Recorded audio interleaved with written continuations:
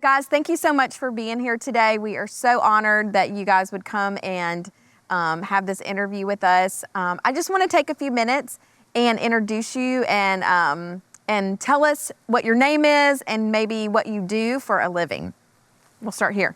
Well, I'm currently retired, which is a wonderful occupation right now. I'm originally from Mobile. I'm newest resident to Baldwin County. I live in Fairhope. Okay. And I was retired from the law enforcement of 30 years, and my last position was assistant chief of the Mobile Police Department. Wow. And what's your name? Clay Godwin. Clay. Yeah. All right. Well, thanks for being here, Clay. Thank you. Well, I'm Kevin, and first and foremost, I have the pleasure of working with these guys in one form or fashion through our small group. But I retired out of the government and got back into local service. I've served in one form or fashion my entire life, and don't really know how not to. And that's really how I wound up here at the church. So I appreciate the opportunity to share some information with you guys today. Yeah, thanks. And I'm Michael J. I retired out of the U.S. Army in 2014 and found Coastal Church by a good friend of mine, Pastor Steve Burton, who actually pastors at the Bay Minette campus. And Coastal Church has just kind of showed me my identity and showed me my purpose in life in one way, shape, or form with this group. And I have the pleasure of working alongside these gentlemen right here. So the reason for our interview today is to meet these guys. What I want to do is I want you to get an inside look at one of our very vibrant men's groups that meet on a regular basis here at Coastal Church. And what I hope this interview does is that not only does it inspire you to possibly lead a group, but I hope that it encourages you to join a group and become part of a group. And you're going to hear the reason why groups are so important here at Coastal Church and in the life of your Christian journey. So I have a few questions for these guys that I pre-sent them, and so we're going to get started on those. The first question is, what's the name of your group? Who is it for? And how did you guys come up with this idea for this men's group? Well, all right, I'll take this one. So I've been part of small groups here at Coastal Church for a number of years. Started as just a guy who wanted to attend a small group really to see what it was, especially with the encouragement of my wife.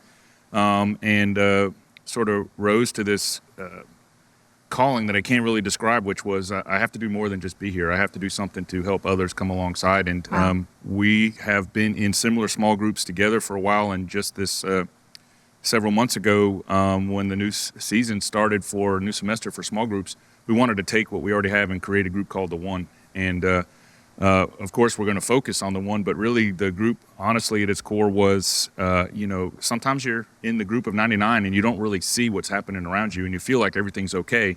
And then when you wind up being the one, then you start to notice when things aren't always going your way. And so we wanted a group where if you're the 99, we can encourage each other, make each other stronger, so that if you become the one, that the other 99, the brothers in the group, would know and reach out, and that we refuse to leave anyone behind. And our group is really motivated by, we know where we've been and we know what's happened to us.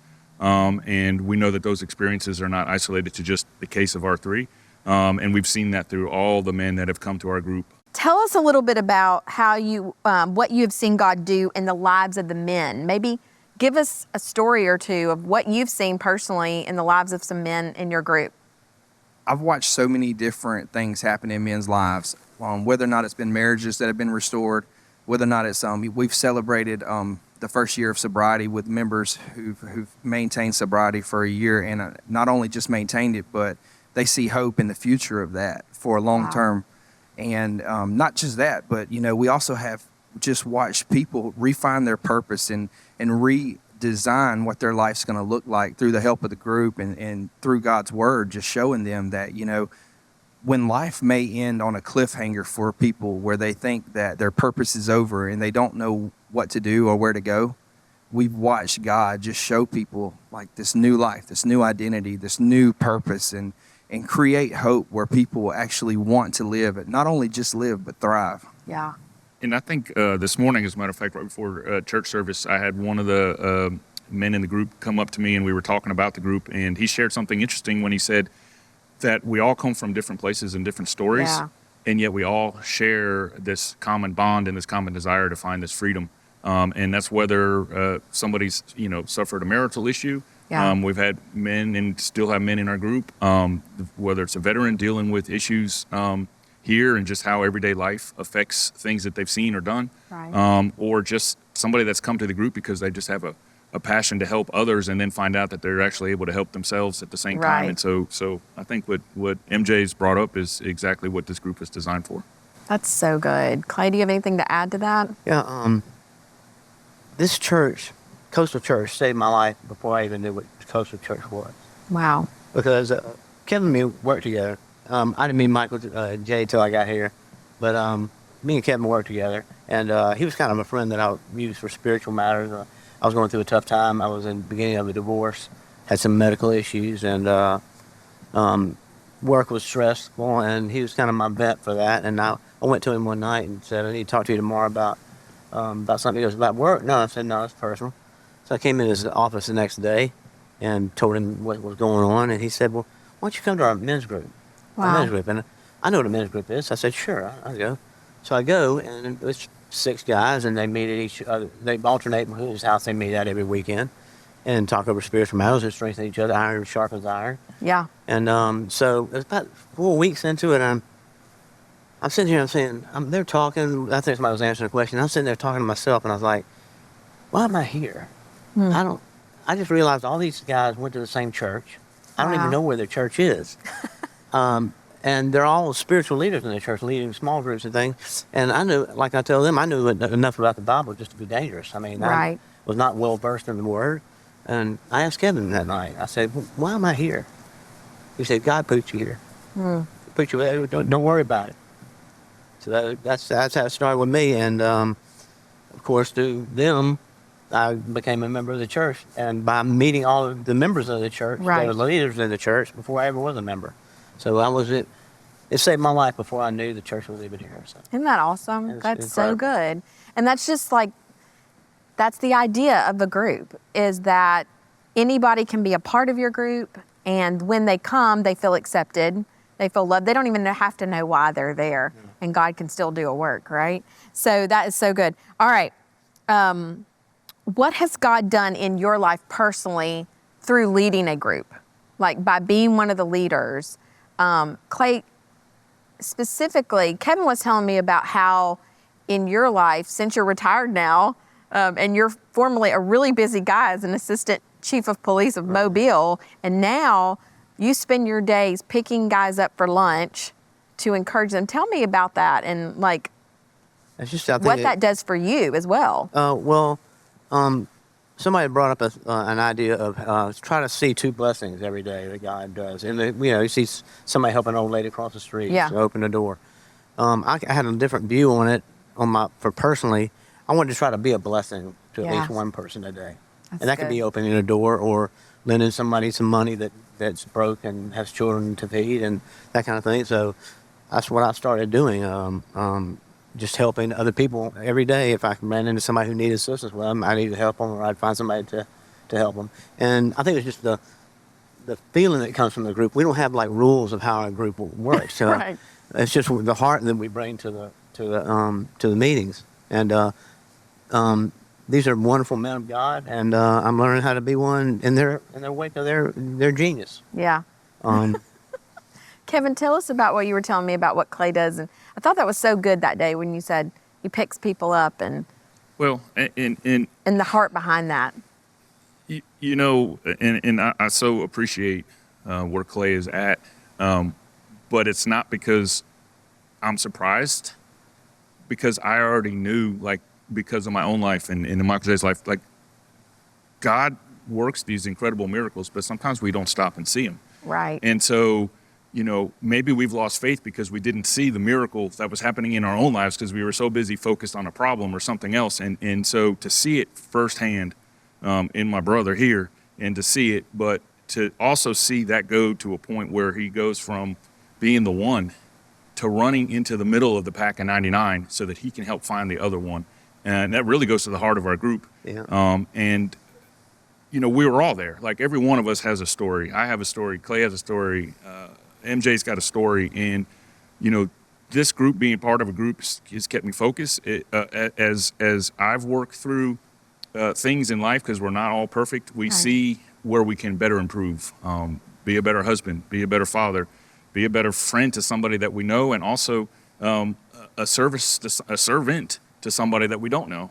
And Clay, I've witnessed that, and I've told these guys that, and he's probably heard me say it. Like, one of the greatest gifts that's come from this group has been my miracle is actually seeing what he does sometimes, because I'm like, my God, like to see so vividly what God does in somebody's life, and to be so close to that person and experience it right along with them is, I mean, I wouldn't trade it for the world. Right. And that's our hope in this group, is that everybody would have that experience, but also come alongside somebody who's going through that experience. And that continues to add strength to everything that we do. You know, he didn't have so many years of just thinking it had to go this certain way, that God only moves a certain way. He actually came into it really open, and he's accepted it. And Kevin and I talk about it often, is like, he gets it. He really gets the point. My favorite thing that I've got to watch with his life in particular since then was his retirement ceremony. You know, he had this news interview during his retirement ceremony, and I knew how important being the assistant chief was for him. But when they asked him on the news what was he going to do with the rest of his life, and it was simple. He said, I'm going to go home, go to church, help my church, serve my community, and love people. Wow. And that's what he said. And I looked at Kevin, and we just looked at each other. We're like, he really gets it. Yeah. Because how often do you see people say, I really want to make a change, but that's just a little too out of my comfort zone to go and do that. Yeah. But Kevin's challenge to everybody that comes through our group, and not just group, but in life, is that, hey, I just want everybody to get a little comfortable being uncomfortable. Wow. Because in that moment, we can actually go and do things to help people and to share what God's done in our lives. That's really good that you just said that. Being a little comfortable, being uncomfortable. And I think that is like a huge key to even stepping up and leading a group. Is it's not comfortable in the beginning. You have to build some new muscles and do some things you've maybe never done before. But that's kind of where God puts us sometimes in those situations. I wanted to touch on something.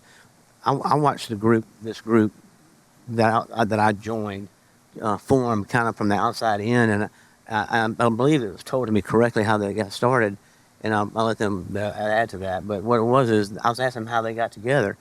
They were all small group leaders in the church, and they were helping other people with their spiritual needs. But when you're helping other people as a leader of the group, you're draining your own energy, but nobody's really helping sharpen your iron. Right. So they kind of took a break and got together a group of them to be each other's spiritual leader. That's so and then good. I just happened to be blessed with God bringing me to their group, that they discovered the one without realizing that God was making them form a group to find the one. And I think that, to what MJ was referring to, if the goal is to lean on our faith, when you become complacent, you stop having this need to lean on things because you feel like everything is okay. Yeah. And that's really where we find the devil comes to attack. It's not when you're in your worst, but it's when it's easiest for him to put a foot in the door. And so the comfortable being uncomfortable means don't ever become complacent. Find yourself in a situation of complacency, like serve. If you feel like you're good, serve, because there's going to be a time where you're going to need to be served. And I feel like that's really where the 99 and the 1 comes from. And so we got to constantly going after the 1. And if you feel like, hey, everything's great for me, what have you done for someone else? Right. And also, if you're not relying 100% on your faith, then you're becoming complacent. And we try to drive that whole thought process out as like, God's word doesn't call us to just be satisfied with where we are. It calls us to serve. And so that's a big part. And that's really what MJ was referring to. Some of the greatest moments watching our brother here and just other guys in our group who are not leading the group, but are leading in the group. And there's also a big difference, and we get to see that. And we just have the privilege of being able to organize what time and where we meet sometimes, but really the group's leading itself, and we're constantly looking for other men to join our group. We're constantly looking to help inspire them to start additional groups. Yep. And we've actually seen groups come from the group, which is really, really cool. And there's no really start or stop. It's just like keep doing what we're doing. Before this group actually started, we were finishing up a retreat one day, and Kevin looks and he's like, it's just not fair that everybody doesn't have this group, and we both agreed with that. Where it was just like, there needs to be more groups like this. There needs to be more places where people can find freedom, Yeah. can find that they're not alone. Clay said something earlier about iron sharpens iron. And I just know that God didn't intend for us to be alone. He intended for us to have people to bounce these things off of, people who Yeah. could speak correction into our life, people who could speak hope when we didn't have it. And that was really when Kevin said that day on that mountain on the way home. Man, we knew at that point there had to be something like this. Yeah. Everybody needs a group like this. So that's a great segue into my last question. What would you say to someone who's thinking about starting their own group, whether that be a support group, a Bible study, an activity group, or a group like this? What would you say to that person who maybe is on the fence or filled the pool but really hasn't done it yet? What would you say to that person? I would say examine the pool, because that's not of your own. Yeah. And if you're actually considering something and the thought has popped into your mind or on your heart to do it, that there's a reason, and why not move forward with that and just see Yeah. what comes of it. There has to be trust. We talked about it in church. Today even is trusting in these things, and there's no reason not to be part of a group. And I know, especially as men, we think we got things figured out and we want to problem solve everything, but we're not relying on our faith when we do that. We're relying on what we know and what we understand, and that's very limited. And I can tell you, like that's such a small piece of what's really happening around. And the two good reasons that I would give to anybody that want to join a small group is, one, it'll certainly help save yourself, and two, if you think you got that locked up, and that's great, how about not serve? Why wouldn't you save another? And so Yeah. whether you're in the 99 or the one, there's really no reason not to join a small group and see where it leads, and one day be a leader of a group if you're not already done that, or at least be in a group. But get involved. You have to be in community. This thing is not meant to be done alone. And I feel like these groups, that this church or any small group that you can get into, really is the door that opens to allow you to begin that journey, and so that you do pay more attention to those small miracles that are happening all around. I turned 61 Wednesday, and I've been going to church my whole life, but I never clicked with church. I just thought I wasn't a religious type. So I said, well, I'm a Christian person. I can talk to God. I don't have to be in a church, which is true. But for 61 years, I've been fooling myself that you can do it alone, and you can't. Wow. If you're fighting the devil by yourself, it's a losing battle before you get started. Wow. And so you need church, and churches need small groups, because you've got to be able to impact individually. And as great as church is, you're getting a message, but you're not getting it on an individual basis, so somebody can help you with your particular problems. Yep. And there's people in our group that think that they're the one and they're being the 99. The strength they show just to get to our group, Yeah. whether it be taking themselves off drugs and moving halfway across the country, walking in the door and somebody was nice to them and they decided to join here. God brought them here, and they're already way ahead of us and teaching us things. That's And they so think that cool. they're the one. Yeah. Yeah. And I know MJ's got a thought here, he's going to probably chime in on this one, but I can just share this too. On more than one occasion, with more than one individual in our group, we've had stories come out on the night of group that they literally turned around in an intersection to go back home because they didn't feel they were worthy to show up, or they didn't feel like Wow. they were really what this group was going after, that they weren't worth it. Yeah. And we've had conversations on worthlessness, and the fact that God spoke to their heart in an intersection and made them turn around a second time and continue to the group, says that this idea of the group is working, and it's not the people, but it's the spirit behind the group that's working. And I know you and I have talked about this on the same topic. So Yeah, we have, and part of that is, the word tells us that that the enemy is like a lion roaming around looking for someone to devour. Well, when you're alone, it's isolated, it's easy for that lion to attack. Yeah. But when you have a group, when you have people that you can really build trust in, you don't have to fight those battles alone. So I would say to anybody who's out there even thinking about starting a group or joining a group, do it. Don't waste your time, because there's people just like you who are struggling with the same struggles that you struggle with, people who have faced similar circumstances that are hurting and they need a place, and your group might be the one for them. That's right. Thank you guys so much. And thank you for listening to this interview, and hopefully through their testimony that you were inspired to sign up to lead us a group. It's really easy to sign up, right? They just click a button and give us their info, and we come alongside you. We give you all the tools that you need to be a successful leader. We train you, we support you, and we want you to be a leader here at Coastal. And not only that, we want you to join a group. That's really important. So group semester is coming up. Sign up today to lead a group.